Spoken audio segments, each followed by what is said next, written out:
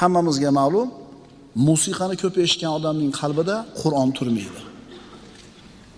Qur'on musiqani surib chiqaradi yoki musiqa Qur'onni surib chiqaradi. Ikkalasidan bittasi turadi qalbingizda. Ikkinchisi, birinchisi nima bo'ldi? Havoi nafsi bilan, shahvati bilan tinglaydiganlar. Ikkinchisi, aqli bilan tinglaydiganlar. Aqli bilan tinglaydi, iymoni bilan, ma'rifati bilan tinglaydigan inson. Bunaqa insonlar nimani tinglaydi?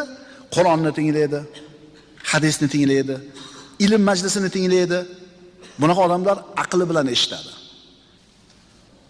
Qanaqa edi? Innas sam'a wal basara wal fuada kullu ulayka kana anhu mas'ula. Albatta quloq, ko'z va qalb qiyomatda bular haqida mas'ul bo'linadi. Javob berasiz eshitgan narsangizga, ko'rgan narsangizga. Birinchisi, shahvati bilan